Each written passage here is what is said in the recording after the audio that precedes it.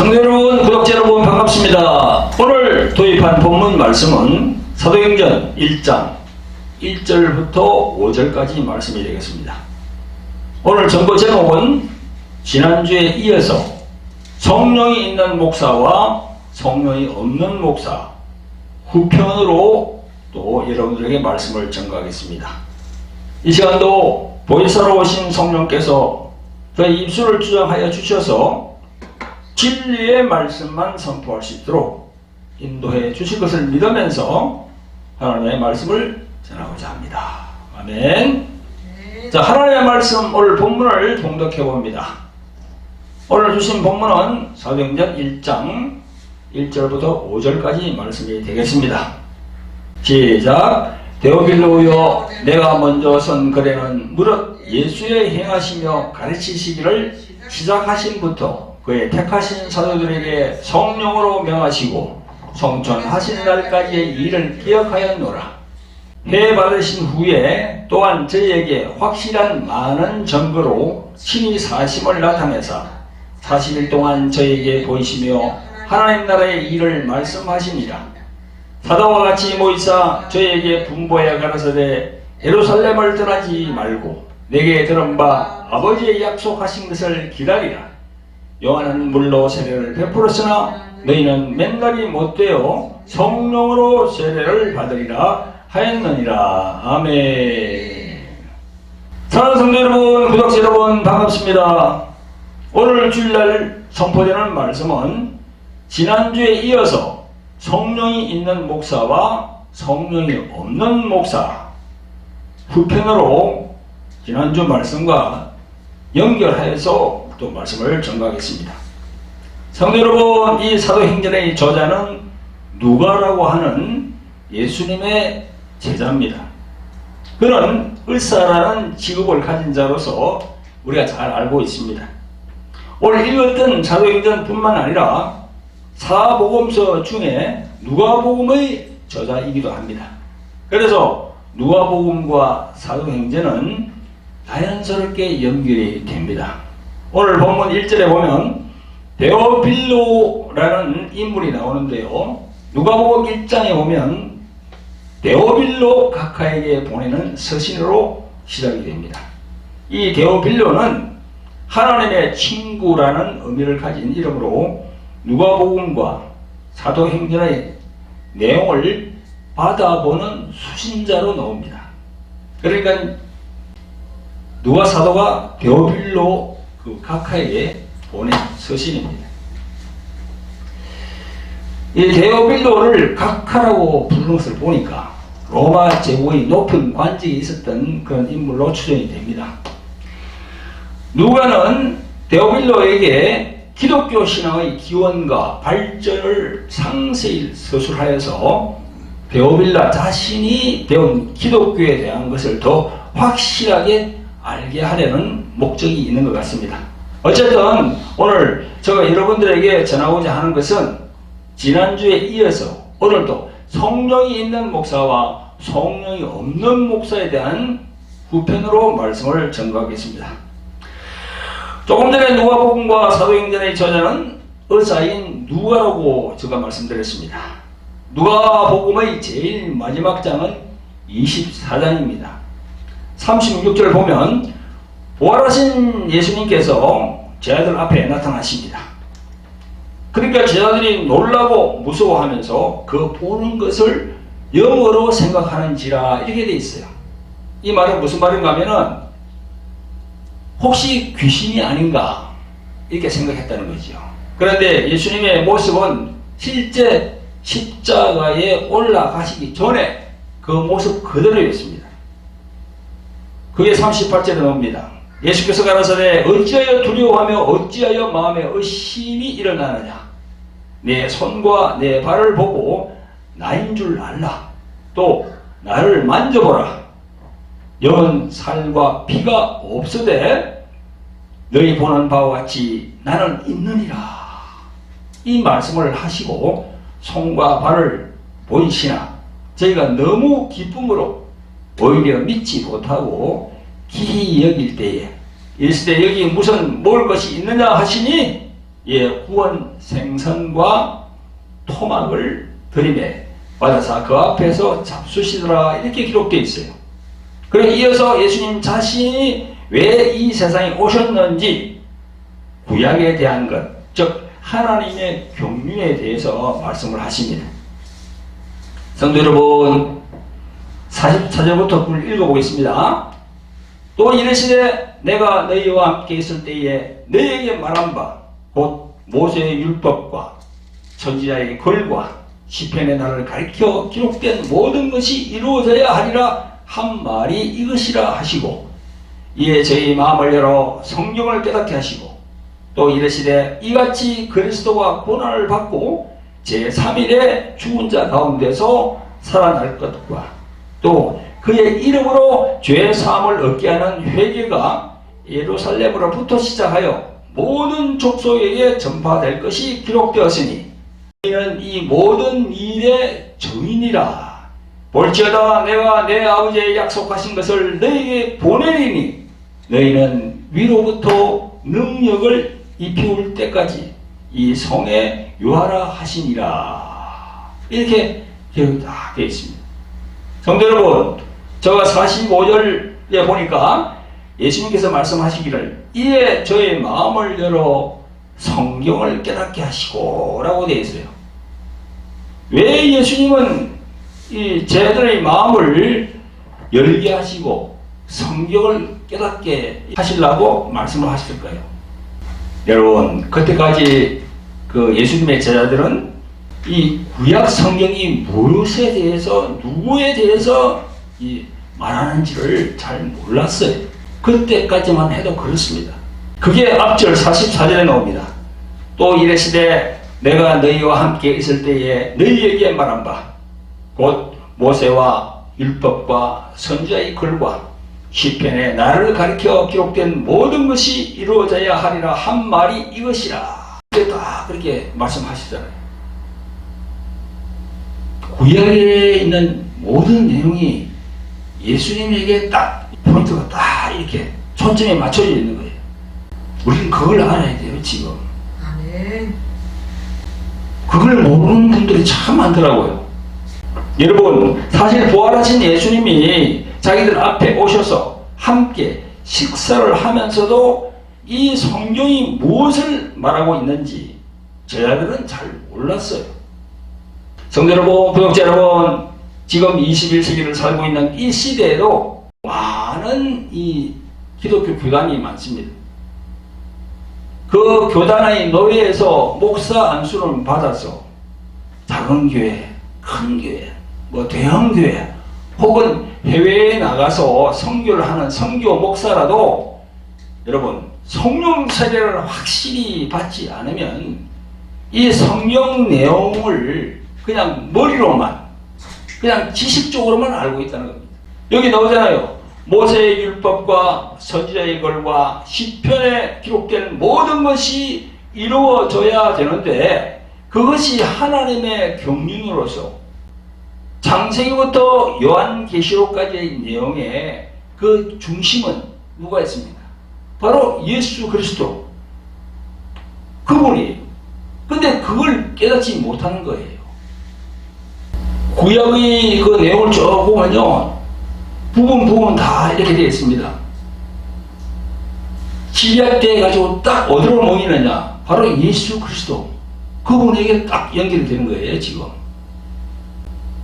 그걸 모르면 안 됩니다. 그래서 그 당시에도 예수님이 말씀하시기를 제자들에게 저희의 마음을 열어 성령을 깨닫게 하시고 이렇게 기록이 되어 있는 거예요. 지금 이 시대도 마찬가지예요. 성경을 연구하는 신학자들, 그리고 신학도 여러 갈래의 신학이 나와 있습니다. 근본주의 신학, 세대주의 신학, 개혁주의 신학, 복음주의 신학, 번영신학, 물질 위주에 국한되어 있는 그 기복주의 신학, 또 자유주의 신학, 이 자유주의 신학도 문제예요. 무수한 신학들이 생겨나는데요.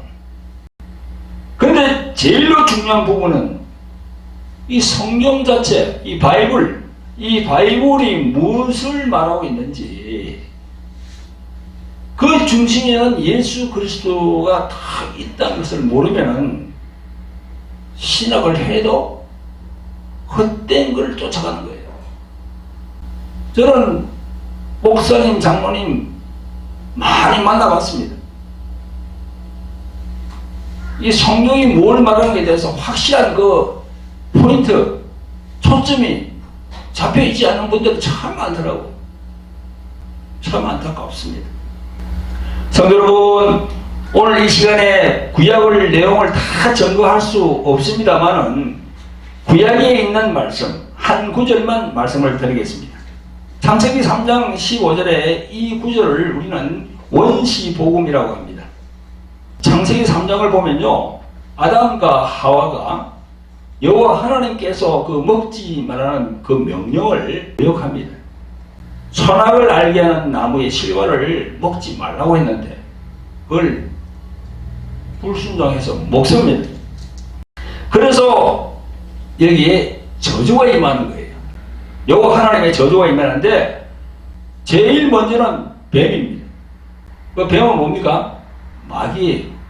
우리 눈에 보이지 않지만 그 마귀가 저주를 딱 받았습니다. 그 다음에 누굽니까? 여자 하와예요. 그 다음은 누굽니까? 남자 아담입니다. 마지막으로 땅이 저주를 받게 됩니다. 그런데 이 마귀가 저주를 받게 되는 창세기 3장 14절에서 15절을 한번 읽어보겠습니다.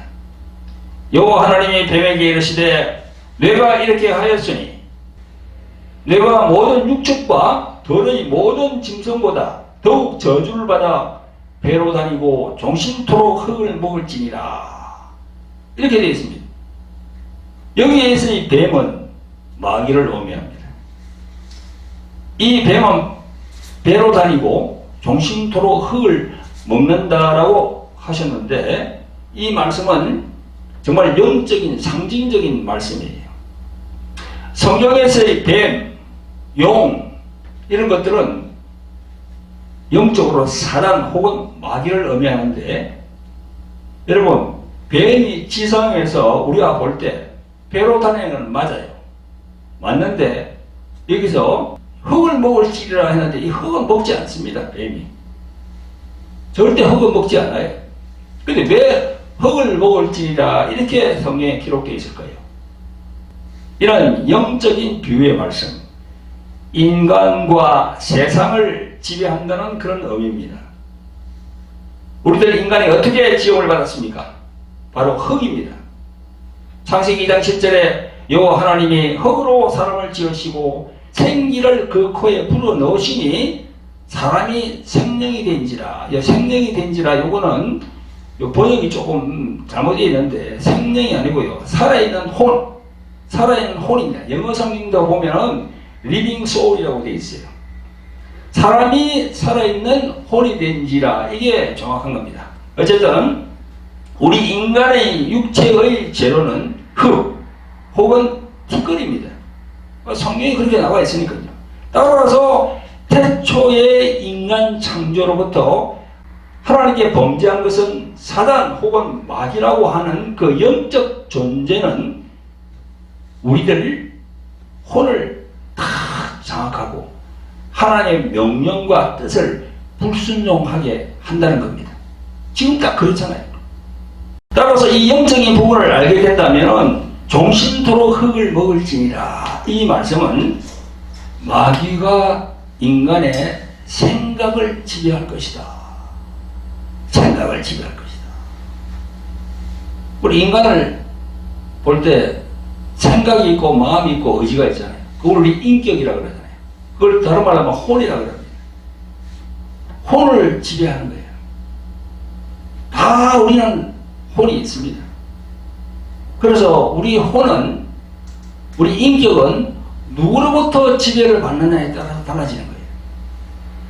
하나님으로부터, 우리가 예수님으로부터 이렇게 인격이 지배를 받으면은 하나님 말씀에 순종해서 갑니다. 그런데 이게 이제 마귀, 그런 사탄, 그런 귀신과 미혹하는 영으로부터 이게 받으면은 하나님과 정반대의 길로 가는 거예요. 그걸 아셔야 돼요. 그래서 성경에 이렇게 기록을 해 둔 겁니다. 그래서 여기 보면요, 이게 바로 하나님의 비밀의 경륜이 드러나게 되는 거거든요. 창세기 3장 15절이 바로 그 원시 복음입니다. 읽어보겠습니다. 내가 너로 여자와 원수가 되게 하고 할 때, 이 내가 할 때는 바로 여호와 하나님을 말하고, 너로 할 때 이거는 마귀입니다. 그래서 하나님께서 마귀에게 여자와 원수가 되게 한다는 겁니다. 너희 후손도 여자의 후손과 원수가 되게 하리니 여자의 후손은 내 머리를 상하게 할 것이요 너는 그의 발꿈치를 상하게 할 것이니라. 이렇게 되어 있습니다. 이게 뭡니까? 여기 노는 여자의 후손은 바로 예수님입니다. 그래서 여자의 후손은 내 머리를 상하게 할 것이요, 이거는 부활하셔가지고 마귀를 정죄한다는 겁니다. 그럼 너는 그의 발꿈치를 상하게 할 것이냐, 이거는 이제 마귀가 유대인들을 꿰어서 예수님을 십자가에 못 박게 한다는 겁니다. 여기에 나오는 여자의 후손이 누굽니까? 아까 제가 말씀드린 대로 바로 예수님, 예수 그리스도입니다. 이 영적인 부분을 볼 수 있어야 됩니다. 이 짧은 창세기 3장 14절 15절에서 이 여자의 후손, 이 영적인 부분도 그냥 인간적인 지식의 범주에서는 도저히 이해할 수 없는 부분이기에 성령님의 인도가 없으면 절대로 깨달을 수가 없습니다. 깨달을 수가 없어요. 연결을 쭉 해야 되거든요. 창세기부터 요한계시록까지. 따라서 신약, 구약, 성경 전체의 중심에는 예수 그리스도가 있으므로 이 부분을 성령으로 정확하게 확실한 깨달음을 얻으시기를 예수 그리스도 이름으로 축원드립니다. 아멘. 성도 여러분, 구독자 여러분, 목사라는 직분을 안수받아서 선교 혹은 목회를 하는 목사라도 성령으로 인치심을 제대로 받지 않으면 성경을 보고 읽더라도 좁게 생각하고 크게 보지 못합니다. 그리고 또 멀리 보질 못해요. 오늘의 본문 5절에서 예수님은요, 요한은 물로 세례를 베풀었으나 너희는 맨날이 못되어 성령으로 세례를 받으리라 라고 말씀하셨습니다.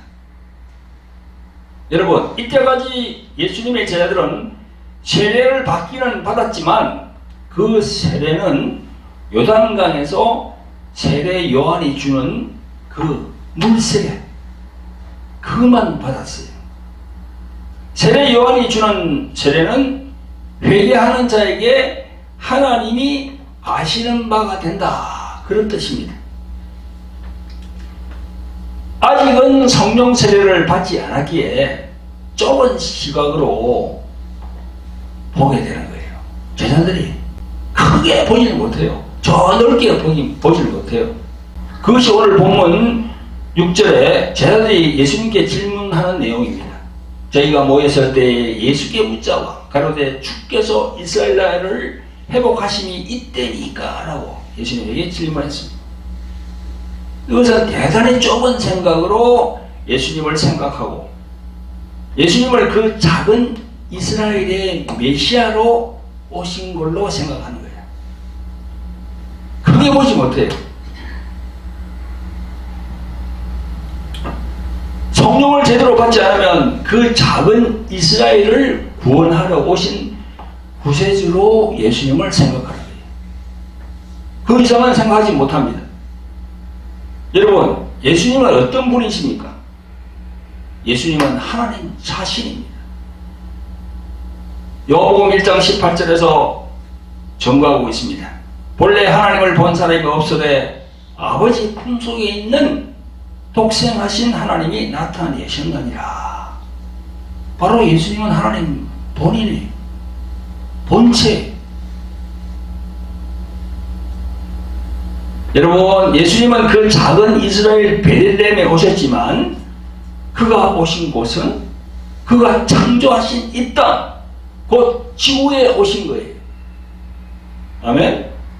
요한복음 1장 9절부터 11절에서 말씀하십니다. 참빛 곧 세상에 와서 각 사람에게 비치는 빛이 있었나니 그가 세상에 계셨으며 세상은 그로 말미암아 지은 바 되었으되 세상이 그를 알지 못하였고 자기 땅에 오매 자기 백성이 영접지 아니하였으니 라고 되어 있어요. 자기 땅에 왔다고. 자기 땅에 왔다고. 세상에 와서 각 사람에게 비치는 빛이 있었나니 그 이스라엘에 오셔가지고 이스라엘에 있는 그 사람들만 빛이 됐어요? 그건 너무 좁게 보는 거야. 시각이 좁아요, 그냥. 거기다 국한하면 안 됩니다. 지금도 그렇습니다. 무슨 신학 박사, 무슨 목회학 박사, 성경학 박사, 박사는 주렁주렁 달더라도 이걸 보지 못하면 의미가 없어요. 그래서 여기 분명히 세상은 예수님으로 말미암아 창조되었고 자기 땅에 오셨다라고 기록하고 있습니다. 성령 받기 전에는 베드로를 위시한 제자들은 이스라엘 그 좁은 땅에다가 예수님을 딱 국한시켰어요.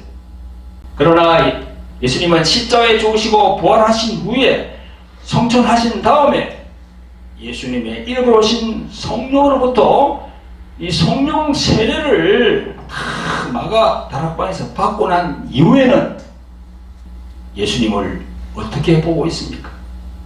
여러분, 성령 받기 전에는 몰랐어요. 오신 줄 마가 다락방에서 성령 받고 나니까 예수님을 어디다 딱 올려놨습니까? 사도 베드로는 사도행전 2장 36절에서 증거하고 있습니다. 제가 읽어보겠습니다. 그런즉 이스라엘 온 집이 정령할지니 너희가 십자가에 못 박은 이 예수를 하나님이 주와 그리스도가 되게 하셨느니라. 이렇게 기록하고 있습니다.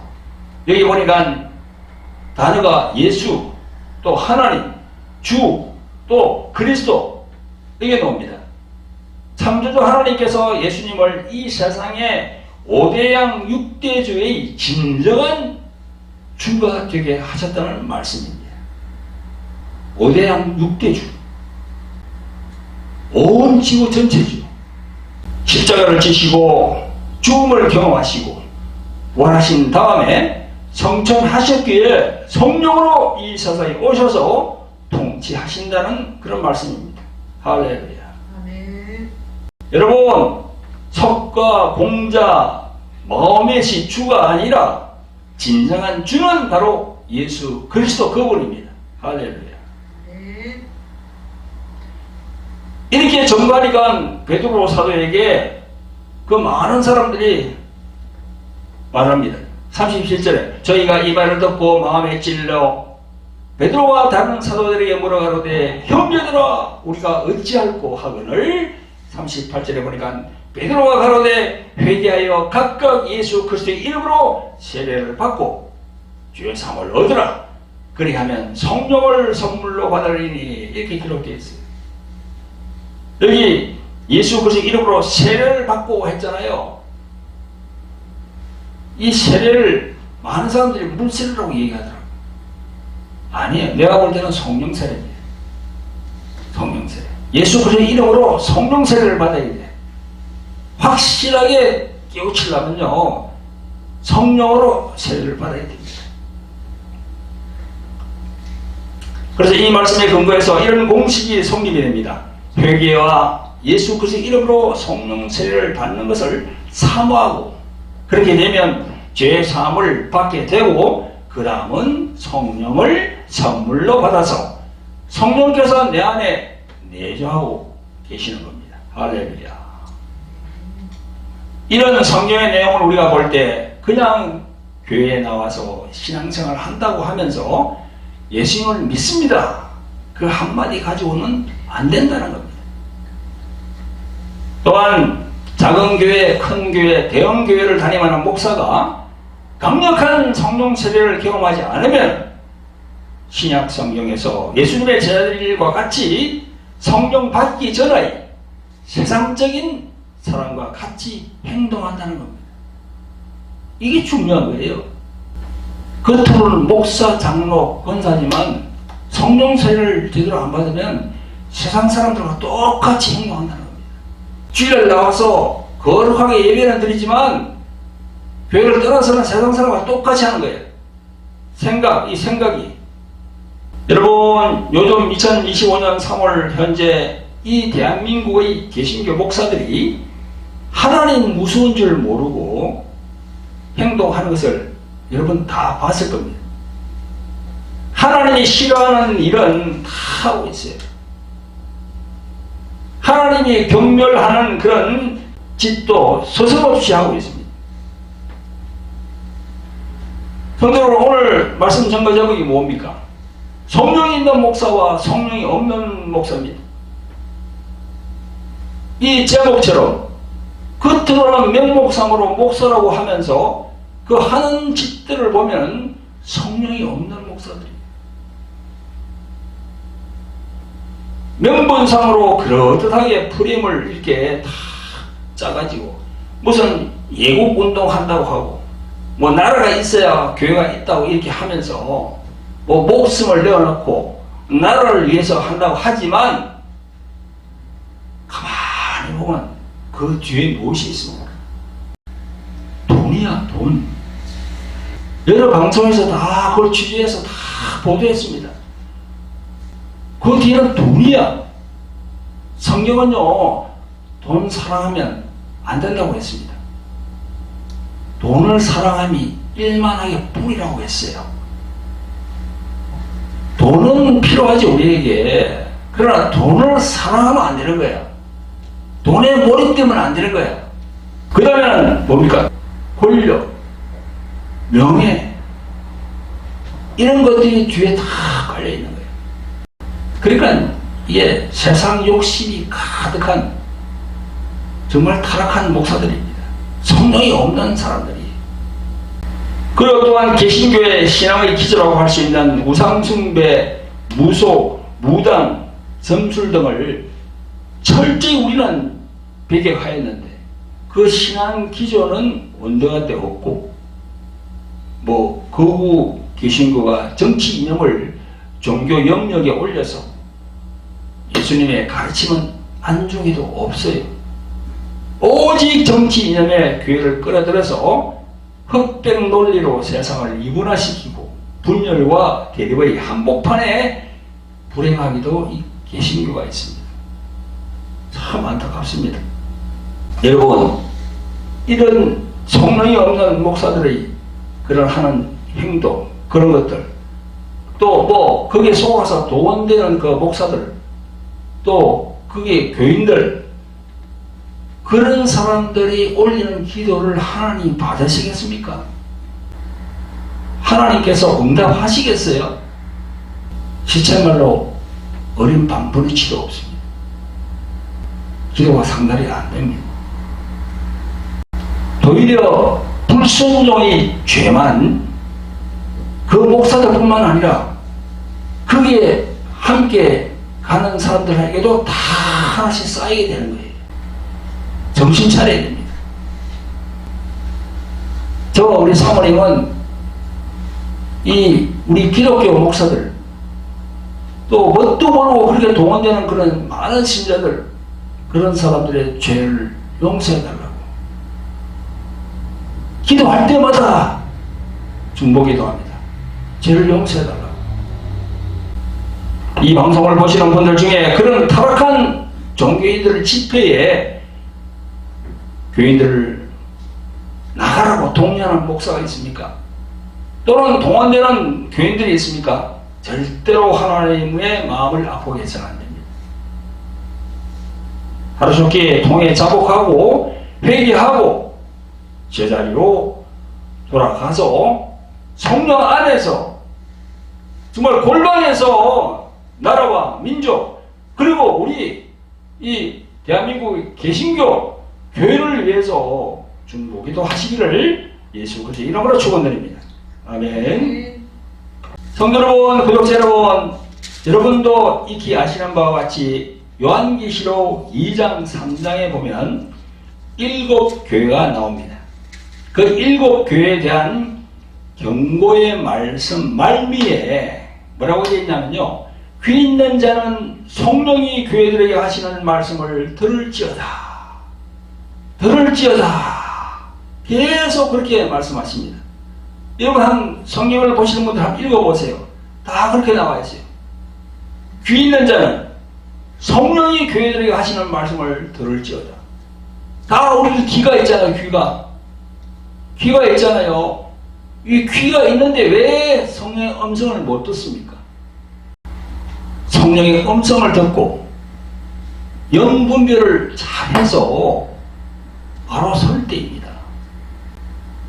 선동 정치에 썩고 또 가짜 뉴스에 속아서 하나님이 원하시지 않는 일을 해서는 결코 안 됩니다. AI 아시죠? AI로 인해서 유튜브 알고리즘 시스템이 됐기 때문에 그쪽으로 빠져서 계속 유튜브를 보다 보면요, 그 뒤에 계속 비슷한 게 계속 올라옵니다. 가짜 뉴스에 내가 심취하면요, 계속 그 비슷한 게 계속 올라온다는 겁니다. 누가 그러더라고요. 이 유튜브에 이 제일 잘못된 점이 바로 그거라는 거야. 알고리즘. 계속 같은 게 계속 올라온다. 정보가 이 분별할 수 있는 그게 안 된다는 거야. 그 한쪽으로 계속 보면 편향된단 말이죠. 이게 지금 기독교 교인들이, 개신교 교인들이 그렇게 돼 있어요. 지금. 그래서 우리가 회개하고 바로 설 때가 지금 왔습니다. 성령의 음성을 들어야 됩니다. 성령의 음성을 들어야 돼요. 요한계시록 2장 1절부터 5절에 보면요, 예배소 교회에 보내는 말씀이 있습니다. 제가 읽어보겠습니다. 그러나 너를 책망할 것이 있나니 너의 처음 사랑을 버렸느니라. 그러므로 어디서 떨어진 것을 생각하고 회개하여 처음 행위를 가지라. 만일 그리하지 아니하고 회개치 아니하면 내가 내게 임하여 내 촛대를 그 자리에서 옮기리라. 이 무서운 말씀이거든요. 이게 촛대를 옮긴대요. 하나님께서 예수님이 촛대를 옮긴답니다. 촛대를 옮긴다는 건 무슨 말이에요? 그 무슨 말이죠? 그게 영적인 의미로 천국 못 간다는 겁니다. 정말 무섭고 두려운 하나님의 경고의 말씀입니다. 여러분, 그 정치 집회를 단연간 읽고 있는 그 정치 목사들은요, 그 심령이 화인 맞아가지고 회개를 하고자 해도 회개가 안 될 거예요. 아마 회개가 안 됩니다. 벌써. 그래서 근래에 그런 정치 집회에 나가는 신자들은 이걸 생각하시고 거기를 끊어야 돼요. 다시 회개하고 돌아와야 됩니다. 성도 여러분, 예수님이 말씀하시는 세상의 빛과 소금이 되라는 그 말씀에 순종하시고 돌아오시기를 예수 그리스도의 이름으로 부탁을 드립니다. 아멘. 성도 여러분, 이제 오늘 말씀을 마무리할 시간이 되었습니다. 오늘 전거 제목, 성령이 없는 목사와 성령이 있는 목사인데요. 왜 어떠하길래 목사 중에 성령이 있는 목사가 있고 성령이 없는 목사가 있는가? 그 원인은 어떤 것이 있고 해결책은 어디서 찾을 수 있는가를 알아보는 시간을 가지겠습니다. 성도 여러분, 오늘 말씀의 중심은 성령에 관한 증거가 될 것인데요. 삼위일체 하나님 중 한 위격이 되시는 성령에 관한 부분은 지금 개신교 내에서는 정말 예민한 문제입니다. 우리나라 대한민국에 기독교가 들어온 지도 조선시대부터 따지면은 이게 한 130년, 140년 됩니다. 그러면서 일제를 거치면서 해방 이후까지도 이 삼위일체 중 하나님 아버지, 성부, 성자 예수 그리스도 위기에 몸을 내셨어요. 우리가 삼위일체 하나님을 얘기한다고 하면서도 성령에 대해서는 소홀했습니다.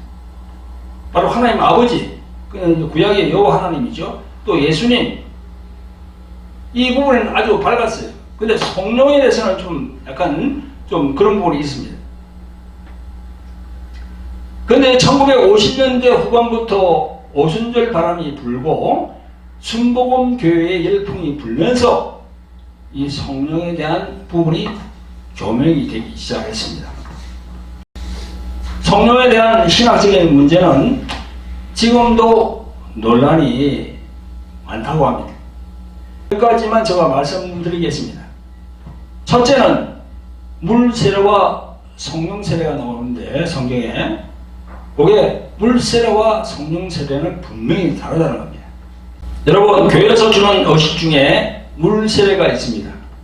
이 물 세례는 로마서 6장 1절부터 9절까지의 말씀에 기초하고 있습니다. 3, 4절에 보면 무릇 그리스도 예수와 합하여 세례를 받는 우리는 그의 죽으심과 합하여 세례받는 줄을 알지 못하느냐. 그러므로 우리가 그의 죽으심과 합하여 세례를 받음으로 그와 함께 장사되었나니 이는 아버지의 영광으로 말미암아 그리스도를 죽은 자 가운데서 살리심과 같이 우리로 또한 새 생명 가운데서 행하게 하려 함이니라. 여기에 세례가 나옵니다. 그래서 장로교에서는 우리가 이 세례라고 합니다. 우리 머리에 이제 3번 물 뿌리는 그런 의식입니다. 침례교회와 오순절교회는 강 같은 곳에서 완전히 이제 몸을 물에 잠기도록 해서 이제 하는 세례. 그게 바로 침례입니다. 그 성경적으로 보면은 요단강에서 예수님이 세례를 받을 때도 침례했습니다. 그 물속으로 완전히 들어갔다가 다시 올라오거든요. 그래 이제 이 세례나 침례가 물에 완전히 들어가면 거기서 안 나오면 죽는 거 아닙니까? 그러니까 물에 들어가면서 예수님과 함께 죽는다는 거고 또 올라오면서 예수님과 다시 산다는 그런 뜻입니다. 이어서 5절 6절에 말씀합니다. 만일 우리가 그의 죽으심을 본받아 연합한 자가 되었으면 또한 그의 부활을 본받아 연합한 자가 되리라. 우리가 알거니와 우리 옛사람이 예수와 함께 십자가에 못 박힌 것은 죄의 몸이 멸하여 다시는 우리가 죄에게 종노릇 하지 아니하려 함이니 이는 죽은 자가 죄에서 벗어나 의롭다 하심을 얻었음이니라. 이어서 14절에 말씀하시는 내용은 너희들이 세례 받음으로 예수님과 함께 장사된다. 즉 죽는다는 것이고 예수님 안에서는 산자로 여기라는 그런 말씀입니다. 여러분, 이 말씀대로 우리가 세례를 받아서 6절에 나오는 이 옛사람이 새사람이 되면 얼마나 좋겠습니까? 여러분, 교회에서 행하는 세례의식, 천주교에서도 그렇게 하고 있습니다만은 그 세례의식 한 번으로 인간의 본성인 옛사람의 성품이 한순간에 변하면 얼마나 좋겠습니까? 한순간에 그게 변하겠습니까? 현실은 그렇지 않다는 것입니다. 지금 우리가 알다시피 세상 정치판에서 온통 나라를 들었다 놓았다 하는 그 정치 목사들도 이 과정을 거쳤을 것입니다. 로마서 6장에 있는 하나님의 말씀은 진리로서 완전한 말씀이지만 인간의 내면에 있는 그 옛사람이 말씀에 순종하지 않는다는 겁니다. 에베소서 4장 23절에 이렇게 말씀합니다. 너희는 유혹의 욕심을 따라 썩어져가는 구습을 쫓는 옛사람을 벗어버리고. 여기 옛사람이 나오잖아요. 이 옛사람은 유혹의 욕심을 따라 썩어져가는 구습을 자꾸 생각나게 하여서 하나의 말씀에 불순종하게 만든다는 겁니다. 그리고 우리 인간의 내면을 보면 옛날에 그 옛사람이 들어있어요. 옛사람이 들어있습니다. 그래서 성경에는 옛사람과 새사람을 얘기해요. 또 다른 데 보면 겉사람과 속사람에 대해서 얘기합니다. 세례 한 번 받았다고 우리 안에는 옛사람이 변화되질 않아요. 성령으로 강한 인치심을 받았던 사람도 타락합니다. 또 변하는 경우도 많아요. 그런데 교회에서 이렇게 목사가 진행하는 물세례 그 한 번으로 인간 내면에 있는 그 옛사람이 변화할까요? 힘든 거예요. 그래서 궁극적으로 성령 세례, 즉 하나님의 영이신 성령으로 받는 성령 세례, 즉 중간에 사람인 목사로부터 세례받는 것이 아니라 목사님은 빠지고 성령 하나님과 본인이 성령 하나님과 1대1로 만나는 거예요. 교회에서 차라기도 하면서 만나든지 아니면 기도원에 가서 만나든지. 요즘 기도원도 많이 그냥 세상적으로 되어버렸어요. 아니 교인들이 기도하러 가는데 그게 무슨 정치 집회를 거기서 합니까? 기도원에서. 요즘 저희 몇 분이 오시고 그러더라고. 요즘도 기도원에 못 가겠대. 기도원에 가면 완전히 그냥 세상 정치 그런 노름을 한대. 기독교가 개신교가 이렇게 타락했어요 지금. 본인이 보이지 않는 성령 하나님과 1대1로 만나는 체험이 바로 그게 성령 세례예요.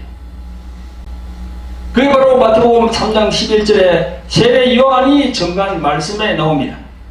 나는 너희로 회개케 하기 위하여 물로 세례를 주으니요 네 뒤에 오시는 이는 나보다 능력이 많으시니 나는 그의 실을 들기도 감당치 못하겠노라. 그는 성령과 불로 너희에게 세례를 주실 것이요. 여기에 성령 세례가 나옵니다. 이 말씀이 예수께서 부활하신 후에 누가복음 24장 49절에서 또 말씀합니다. 볼지어다 내가 내 아버지의 약속하신 것을 너희에게 보내리니 너희는 위로부터 능력을 입히울 때까지 이 성에 유하라 하시니라. 누가복음의 이 말씀이 사도행전으로 바로 이어지게 됩니다. 오늘 본문 4절 5절에 나옵니다. 사도와 같이 모이사 저희에게 분부하여 가라사대 예루살렘을 떠나지 말고 내게 들은 바 아버지의 약속하신 것을 기다리라. 요한은 물로 세례를 베풀었으나 너희는 맹렬히 못되어 성령으로 세례를 받으리라. 아멘. 이 세례가 바로 성령 세례예요. 교회에서 목사님이 주는 그 세례 의식, 물세례, 그게 성령 세례가 아닙니다. 그것 줘서 사람이 바뀐다 그러면 다 그냥 다 바뀌지요. 그러나 현실은 그렇지 못해요. 성도 여러분, 구독자 여러분, 성령 세례에 대해서 정확하게 깨달으시기를 예수 그리스도 이름으로 축원드립니다. 그러면 둘째로는 뭡니까? 둘째로는 성도들이 받아야 될 그 성령 세례의 걸림돌이 있다는 거예요. 무엇이 걸림돌인지 한번 알아보겠습니다. 성경적으로 볼 때 예수께서 말씀하셔서 마가 다락방에서 사도들이 경험한 성령 세례 혹은 성령 기름 부음은 이 세대, 이 마지막 시대에 늦은 비로 오셔서 우리 성도들이 경험하기를 하나님은 원하십니다. 하지만 이 부분에서 걸림돌이 있어요. 바로 성경적인 성령 세례에 대한 신학적인 해석입니다. 저희들 개신교의 주류 신학은 로마서 6장에 의한 물세례와 성경 말씀, 고린도전서 12장 3절의 말씀을 근거합니다. 주류 신학은 그렇게 이 두 줄 이제 근거해요. 여기 읽어보겠습니다. 그러므로 내가 너에게 알게 하노니 하나님의 영으로 말하는 자는 누구든지 예수를 저주할 자라 하지 않고 또 성령으로 아니하고는 누구든지 예수를 주시라 할 수 없느니라. 이 말씀을 딱 근거로 하고 있어요. 예수 그리스도의 이름으로 세례를 받고 자신의 입으로 예수님을 주 혹은 주님이라고 부르는 자는 성령으로 아니하고는 그렇게 될 수 없으니 그는 성령을 받은 것이다. 이렇게 얘기하는 겁니다. 어떤 때는 맞는 주장 같습니다. 하지만 인간의 본성은 타락했어요. 벌써 본성은 타락했습니다. 그것이 옛사람이라는 겁니다. 예수 사장 23절에 나오는 용의 욕심을 따라 썩어져가는 구습을 쫓는 옛사람의 성품이 이 말씀에 순종하지 않으니까 교인들도 변하지도 않고 그 교인들을 목욕하는 목사 장로들도 변하지 않아요. 이 두 곳의 말씀이 진리의 말씀은 맞지만은 이 말씀으로는 옛사람이 변할 수가 없는 겁니다. 하나님의 영이신 성령께서 직접 이렇게 터치해야 되는 거예요. 그래야 사람이 변할 수가 있는 겁니다. 그래서 하나님의 영이신 성령의 임하심이 필요한 겁니다. 성령 세례에 대한 바르지 못한 부분은 신학적인 부분이 밑바탕에 깔려 있습니다. 그것이 이제 근본주의 신학, 세례주의 신학이 한국 개신교 저변에 널리 퍼져 있기에 그렇습니다. 이런 성령의 역사는 2000년 전에 예수님이 부활 성천 후 바울과 사도들이 행한 사도행전의 역사는 그때 당시의 일로 끝이 났고 지금은 성경책 이 말씀만 있으면 된다 하는 게 바로 세대주의 신학자들의 주장입니다. 그런데 여러분, 그런 주장은 늦은 비로 오신 성령님을 모르는 것이고, 잘못하면 여러분, 그런 주장은 잘못하면 성령을 해방하고 성령을 거역하여 성령 해방죄에 저촉될 가능성이, 위험성이 다 우리 있습니다. 진짜 조심해야 돼요. 왜 성경에 예수님이 성령 해방죄에 딱 대해서 얘기했을 거예요. 마태복음 12장에. 정말 중요합니다. 성경을 모르면 가만히 계시면 중간이라고 하. 죄를 안 받아. 근데 뭐 좀 안다고 말이죠. 그걸 하다가 잘못하면 성령 해방죄 된다고. 성령이 하시는 일을 자꾸 방해하니까 그게 바로 성령 해방죄입니다.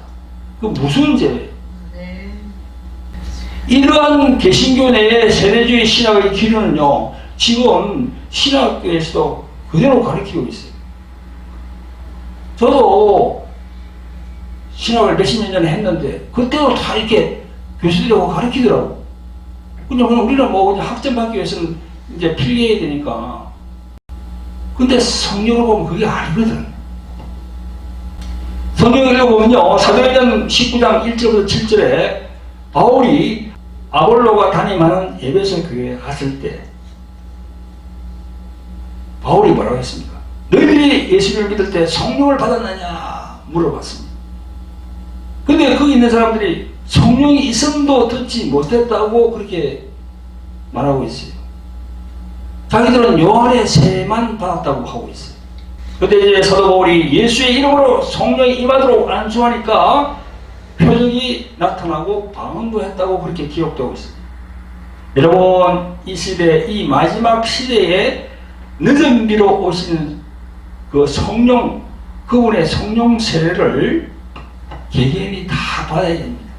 예. 그래 천국 들어갈 수 있는 그 인치심을 받는 거예요. 성경은요, 이른비와 늦은비를 얘기하고 있어요. 이른비는 뭡니까? 2000년 전에 예수님이 오실 당시 그때 이른비, 지금은 마지막 때가 되니까 이제 늦은비로 오신다는 거예요. 성경에 보면요, 성령에 대해서 많이 비유를 많이 말씀하십니다. 어떤 때는 비둘기, 어떤 때는 불, 어떤 때는 비, 어떤 때는 바람, 여러 가지 비유가 나와요. 그걸 여러분들이 아셔야 됩니다. 이 세상의 거짓 영들과 미혹하는 영들에게 붙들려서 하나님께서 원하시는 성령세에 대해서 정말 바른 그런 생각을 가지고 있어야 됩니다. 영분별을 잘 해야 됩니다. 모두가 성령의 사람이 되시기를 예수 그리스도의 이름으로 축원드립니다. 자, 마지막으로 셋째로는요, 성령 받은 후에는 자기 부인이 관건이다. 성도 여러분, 개신교 내에서도 강력한 성령을 체험하고 기름 부음을 받았지만 얼마 안 가서 타락하고 변질되는 목사들이 많이 나옵니다. 돈, 또 무슨 뭐 이성 문제, 또 뭐 세상에 뭐 그런 명예, 권력 그런 것 때문에 어떤 목사님을 제가 한번 만났는데 말이죠. 자기가 명함을 주더라고요. 근데 명함을 보니까 그게 뭐 자기가 위치한 그게 있잖아요. 자기 어디서 뭐 담임하고 무슨 그 뒷표를 딱 보니까 무슨 직책이 많더라고. 뭐 경찰서 뭐 이거 뭐 이거 무슨 당, 정치당 한 10개나 되더라고요. 이런 목사들은 온전한 목사가 아닙니다. 하나님께서 그 사람에게 목사 안수를 줄 때 그런 거 하라고 목사 안수를 줬어요? 예수를 전하라고 복음을 전가하라고 목사로 세운 거지. 그런 거 하라고 목사로 세웠습니까? 정신 차려야 됩니다. 능력과 권능을 받고 귀신을 쫓아내고 이적을 보이고 그런 목사들이 왜 타락합니까? 또 지금 한국의 정치판에 목사들이 뛰어들어서 나라의 모든 질서를 어지럽히고 예수님이 세상의 빛과 소금의 역할을 하라는 그 가르침을 거역하고 불순종하고 있는 정치인 목사들, 그 정치인 목사들의 간증을 들어보면요, 예수님을 옛날에 만났다는 간증도 하지만 왜 그런 사람들이 이게 타락하게 됩니까? 자기 부인을 못하기 때문에, 자기 십자가를 지라는 것, 예수님의 말씀을 그걸 이행 안 하는 거야. 자기 부인, 자기가 없는 거예요.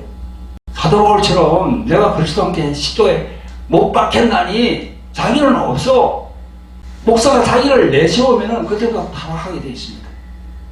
그게 바로 에베소서 4장 24절에 썩어져 가는 구습을 쫓는 옛사람, 이것이 올라오거든요. 그걸 제어하려면 자기 부인이 필요한 거예요. 이걸 제대로 못하면 어떻게 됩니까? 사도 요한이 요한 1서 2장 15절에서 전가하는 말씀, 이 세상이나 세상에 있는 것들을 사랑하지 말라. 누구든지 세상을 사랑하면 아버지의 사랑이 그 속에 있지 아니하니 이는 세상에 있는 모든 것이 육신의 정욕과 안목의 정욕과 이생의 자랑이니 다 아버지께로 쫓아온 것이 아니요 세상으로 쫓아온 것이라. 이 말씀을 다 생각해야 돼요. 아멘. 이게 다 나오잖아요. 육신의 정욕과 안목의 정욕과 이생의 자랑. 여러분 정신 차리시기 바랍니다. 정치 목사들이 추구하는 뭐 그럴듯하게 무슨 애국운동 한다더니 또 뭐 세이브 코리아 이렇게 만들어가 나라를 구한다더니 그 정치적 구호되는 돈 욕심, 물질 욕심, 그리고 권력과 명예 이런 것들이 다 있습니다. 그게 바로 세상적이라는 거예요. 이런 것들이 저들을 타락하게 만들고 있는 겁니다. 저들은요, 양심이 화인 맞았기 때문에 회개를 하려고 해도 회개가 이제 안 됩니다. 왜냐하면 하나님께서 저들의 기도를 듣지 않거든요. 거기에 지금 나가는 교인들, 신자들만이라도 회개하고 돌아서기 바랍니다. 그래야만 우리 한국의 개신교가 다시 살 수가 있어요. 다시 복음이 전해질 수가 있어요. 우리가 이렇게 하고 있는데 세상에 있는 사람들이 어떻게 교회로 나오겠습니까? 안 되죠, 그게. 그래서 예수님께서 마태복음 16장 24절 이하에 아무든지 나를 따라오려거든 자기를 부인하고 자기 십자가를 지고 나를 쫓을 것이니라. 이 말씀을 하신 거예요. 그리고 그 위대한 사도 바울도 고린도전서 15장 31절에 나는 날마다 죽노라. 날마다 죽노라. 왜 사도 바울이, 그 위대한 사도 바울이 그렇게 기록해 놨을까요? 안 죽으면 자꾸 안에서 올라온다는 거야, 옛사람이. 세상에 악한 사단, 그들이 좋아하는 그런 품성이 자꾸 올라온다는 거야. 자기 십자가를 지라는 그 예수님의 말씀은 너 자신이 십자가의 못을 박아라 이겁니다. 아멘. 이 말씀들을 꼭 기억하고 또 실천하셔서 예수님으로부터 버림받지 않기를 정말 존귀하신 예수 그리스도의 이름으로 축원드리는 바입니다. 아멘. 광고 몇 가지 소개하고 기도하심으로 모든 예배 순서를 마무리하겠습니다. 책 광고가 있습니다. 제가 저술한 책이 있거든요. 여기 십자가의 생명을 가졌는가. 우리들에게 생명은 참 중요한 겁니다. 이 생명은 영혼, 우리 영혼을 말하는 거예요. 영혼의 생명. 그게 바로 조회거든요. 이 생명을 가져야 됩니다. 그래서 이 책 여러분들에게 소개합니다. 그리고 여기 이제 돌 항아리의 영의 전쟁 책이 있습니다. 여러 가지로 마음적으로, 육신적으로 그런 질병들, 그리고 우리가 하나님으로부터 치유받기 위해서는 영적인 지식이 필요합니다. 그 영적인 지식을 여기에 다 기록해 놨거든요. 그래서 여러분들 이 책을 여러분들이 권합니다. 그래서 밑에 보면은 윤선환 간사님 전화번호가 있습니다. 010-3082-7780 그걸로 연락하시면은 이 책을 받아볼 수가 있습니다. 그리고 여러분, 둘째로는 돌항아리 홀리 힐링 집회 광고입니다. 매주 화요일 저녁 8시부터 유튜브 생중계됩니다. 돌항아리 홀리 힐링 집회는 성령으로 인도받는 치유 집회입니다. 교회에 나와서 신자들 중에서 육체적인 각종 질병, 정신적인 우울증, 조현병, 공황장애, 불면증으로 힘들어하는 분들이 참 많습니다. 그런 분들이 이 집회에 참여하시면은 많은 영적인 그런 부분들을 이렇게 습득할 수 있습니다. 여러분, 언제라고요? 매주 화요일 저녁 8시 돌항아리 홀리 힐링 집회에 참석해 주시면 감사를 드리겠습니다. 유튜브로 들어오시면 됩니다. 셋째로는 글로리 경배와 찬양 기도 집회입니다. 매주 목요일 오후 3시부터 유튜브 생중계됩니다.